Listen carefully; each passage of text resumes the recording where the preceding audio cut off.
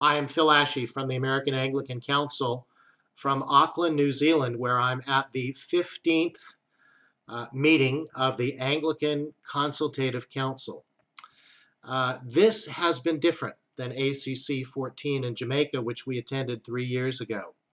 At ACC-14, we were looking at the Anglican Communion Covenant proposed, and there was a great deal of drama and mistakes taken over that Anglican covenant. Here at ACC-15, there is no real consensus about the future of the covenant, which means the covenant is not going forward at all. There are no resolutions regarding the Anglican covenant. There are those among the GAFCON provinces that feel it doesn't have enough teeth. There are those among revisionist provinces like the Episcopal Church who feel it has too much teeth. And the vast majority of Anglicans who are here are saying we have 4 instruments of unity. The failure of them to provide for communion governance will not be cured by an Anglican covenant. The covenant is dead in the water. And despite Rowan Williams' final presidential address and farewell, where he still holds out hope for the future of the Anglican covenant, that hope seems impossible at this point. It is, in fact, dead in the water. Although there is more courtesy and politeness at this Anglican Consultative Council, the same stage-managed and at times oppressive atmosphere is present. Myself and others who are observers are not allowed interaction on the floor with delegates. Members of the ACC staff who have approached us to talk with us have been called back and told not to talk with us.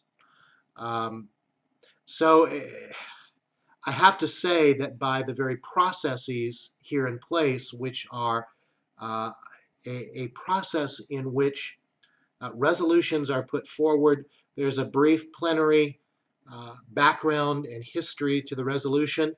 Oftentimes there's moving into small groups and reflection groups and regional groups to discuss the matters, and then a rush to the resolutions.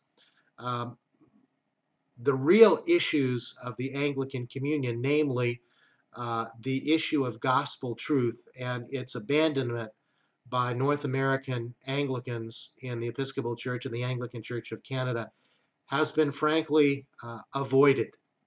At one point, a delegate from Nigeria reported back to me that he tried to raise the issue of the crisis of gospel truth in the Anglican Communion and was told by another delegate from South Africa, "What crisis?" The instruments of unity and their failure have been addressed from the standpoint of corrective authority versus empowering authority, in the words of the Archbishop of Canterbury. Instead of looking at the causes for problems within the Anglican Communion, the issues are being blamed on poor communication processes and not enough face-to-face encounters. All of this is eerily reminiscent of the history of the Episcopal Church and what went on in General Convention.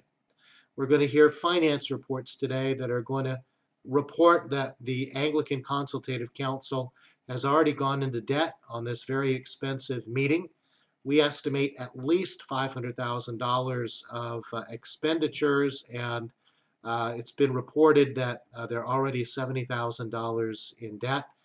They're passing resolutions, just as the Episcopal Church does, right and left on a variety of very well-meaning items, but they don't have the money to pay for it. Among the most significant items, perhaps the most significant, are the Bible and the life of the Church, which I've reported on elsewhere, that elevates context over content, that says that how Anglicans interpret the Bible and the life of the communion is as important as the content of Scripture itself. And from this flow 2 conclusions.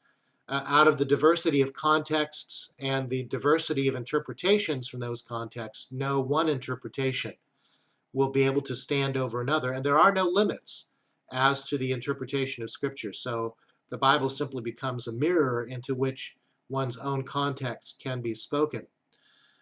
It is disturbing that the theological education of the Anglican Communion report calls for the appointment of a new staff person at the Anglican Communion Office to coordinate throughout the Anglican Communion theological education, and specifically providing resources, the interpretation resources from the Bible and the life of the communion. Again, seminaries were always a critical first place in undermining the faith once delivered to the saints, and it appears this is the same direction that the Anglican Communion is taking. There is a de facto schism within the Anglican Communion between Global South and confessing Anglicans over these scriptural issues, and the agenda which is being driven largely by the Americas and Europe. And the feelings are